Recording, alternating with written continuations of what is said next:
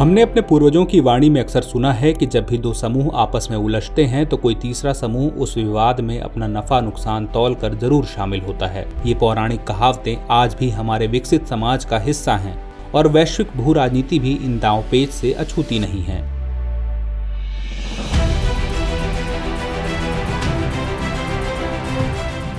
गौरतलब है कि बीते दिनों ईरान और पाकिस्तान के बीच बिगड़ते सुरक्षा स्थिति ने क्षेत्र में तनाव के हालात पैदा कर दिए थे। जाहिर है कि लगभग 3 वर्षों से विश्व युद्ध की आग में झुलस रहा है। रूस यूक्रेन युद्ध हो या फिर इजराइल हमास संघर्ष,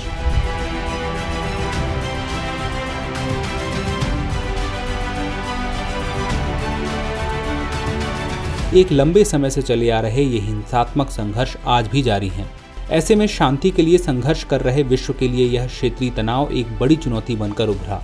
लेकिन जिस आतुरता के साथ यह विवाद शुरू हुआ था, उसी गति के साथ मामला ठंडा भी पड़ गया, क्योंकि ईरान और पाकिस्तान ने घोषणा की है कि वे हाल ही में हवाई हमलों के बाद राजनयिक संबंध फिर से शुरू करेंगे। कभी नीम कभी शहद वाले संबंधों को पेश करते हुए दोनों देशों ने आपसी कलह को शांत कर दोस्ती का हाथ आगे बढ़ाया है। विवादों पर विराम लगाते हुए ईरान के विदेश मंत्री अमीर अब्दुल्लाहियन पाकिस्तान पहुंचे, जहां उनका गर्मजोशी के साथ स्वागत किया गया। हालांकि दोनों देशों के बीच की कड़वाहट को मिठास में बदलने का श्रेय काफी हद तक चीन को दिया जा रहा है।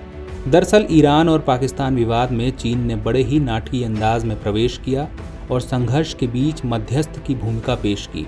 अंतर्राष्ट्रीय मुद्दों के जानकारों की माने तो चीन के हस्तक्षेप के बाद ईरान और पाकिस्तान के बीच हालात सामान्य होते नजर आए। ऐसे में सवाल उठना लाजमी है कि आखिर ईरान पाकिस्तान विवाद में चीन क्यों कूदा?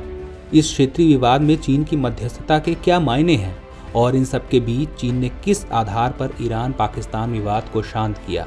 आज के इस एपिसोड में हम ऐसे ही सवालों के जवाब तलाशेंगे। तो चलिए चर्चा की शुरुआत करते हैं। ईरान एशिया के दक्षिण पश्चिम में स्थित मध्य पूर्व का दूसरा सबसे बड़ा और दुनिया का 18वां सबसे बड़ा देश है। ईरान की कई देशों के साथ जमीनी और समुद्री सीमाएं हैं, जो 300 मिलियन से अधिक के आकर्षक संभावित बाजार तक आसान पहुंच प्रदान करती हैं।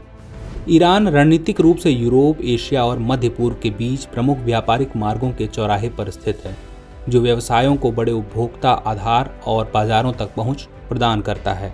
यह ईरान को उन व्यवसायों के लिए एक आकर्षक गंतव्य बनाता है जो अपनी पहुंच का विस्तार करना चाहते हैं और नए बाजारों तक पहुंच बनाना चाहते हैं।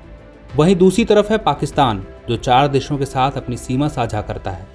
इसकी सीमा पूर्व में भारत, पश्चिम में अफगानिस्तान, दक्षिण पश्चिम में ईरान और उत्तर पूर्व में चीन से लगती है। इसकी सीमा का सबसे छोटा हिस्सा चीन के साथ सटा हुआ है। वहीं यह अपनी अंतर्राष्ट्रीय सीमा का बड़ा हिस्सा भारत के साथ साझा करता है। चलिए वैश्विक मानचित्र से आगे बढ़कर दोनों देशों की राजनीति और रणनीति पर नजर डालते हैं। दरअसल बीते दिनों ईरान ने पाकिस्तान के कई ठिकानों पर एयर स्ट्राइक किया। पिछले कुछ दिनों में इराक और सीरिया के बाद पाकिस्तान तीसरा देश बना जहां ईरान ने आक्रामक रवैया अपनाते हुए हमला किया था। अचानक शुरू हुए इस आपसी विवाद ने अंतर्राष्ट्रीय स्तर पर अलग ही तस्वीर बनाई। बीते मामलों को देखते हुए कयास लगाए जा रहे थे कि यह क्षेत्रीय विवाद भी आगे जाकर बड़ा रूप लेगा और संघर्ष का एक लंबा दौर जारी रहेगा, लेकिन ऐसा हो न सका। ईरान पाकिस्तान विवाद में चीन की एंट्री होती है और चीन दोनों का दोस्त बनकर यह लड़ाई शांत करवा देता है। खैर, किसी विवाद में चीन की मध्यस्थता का यह कोई पहला मौका नहीं है। बीते साल सऊदी अरब और ईरान के बीच राजनयिक संबंधों की बहाली में चीन की अहम भूमिका रही थी। ऐसे में ईरान पाकिस्तान विवाद में चीन के शामिल होने के कई मायने हैं। यहाँ गौर करने वाली बात है कि इन हमलों ने चीन को असमंजस की स्थिति में डाल दिया है। जहाँ एक तरफ पाकिस्तान है जो उसका सदाबहार सहयोगी है, तो वहीं दूसरी तरफ ईरान, जिसकी सहायता से वह पश्चिम एशिया में अपना प्रभाव क्षेत्र बढ़ाना चाहता है। गौरतलब है कि बीते वर्षों में चीन और ईरान के आर्थिक संबंधों में तेजी आई है। चीन काफी मात्रा में ईरान से तेल आयात करता है, वहीं ईरान अपने सबसे बड़े व्यापारिक भागीदार के रूप में चीन पर निर्भर है। चीन ईरान के साथ सुरक्षा और सैन्य साझेदारी में भी सहयोग कर रहा है।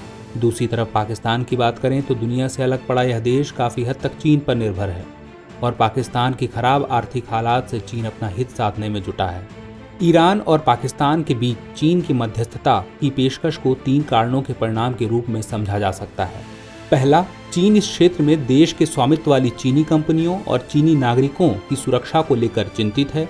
दरअसल पाकिस्तान के इसी क्षेत्र में चीन के महत्वपूर्ण प्रोजेक्ट CPEC यानी चीन पाकिस्तान आर्थिक गलियारा पर काम जारी है। CPEC प्रोजेक्ट के माध्यम से इस पूरे हिस्से में चीनी कंपनियां सक्रिय हैं। चाइना मेटलर्जिकल ग्रुप कॉर्प्स की सैंडक कॉपर गोल्ड माइन परियोजना बलूचिस्तान के उत्तरी पश्चिमी कोने में है। वहीं बलूचिस्तान में अन्य चीनी परियोजनाओं में न्यू ग्वादर अंतर्राष्ट्रीय हवाई अड्डा और कोयला आधारित बिजली संयंत्र शामिल हैं। ऐसे में ईरान और पाकिस्तान के बीच संबंधों में किसी भी तरह की गिरावट और सुरक्षा संकट CPEC प्रोजेक्ट का भविष्य खतरे में डाल सकता है। इसी कड़ी में चीन की मध्यस्थता की पेशकश का दूसरा कारण देखें तो यह चीन की नई वैश्विक व्यवस्था का संस्करण है। वैश्विक राजनीति में उठापटक के बीच कूटनीतिक चाल चलते हुए चीन कई मसलों पर मुखर हुआ है। चीन के राष्ट्रपति शी जिनपिंग प्रमुख देशों की कूटनीति में चीनी विशेषताओं के साथ नई जमीन तैयार करने पर जोर देते हुए नजर आ रहे हैं। ईरान पाकिस्तान तनाव से पहले चीन ने यूक्रेन संकट में रचनात्मक भूमिका निभाने की पेशकश की थी, जो इस नए मुखर राजनयिक बदलाव को दर्शाता है। इसके अलावा सऊदी अरब और ईरान के बीच राजनयिक संबंधों को बहाल करने में चीन की भूमिका इस क्षेत्र में अपने राजनयिक साख पर जोर देने की चीन की इच्छा का एक और उदाहरण है।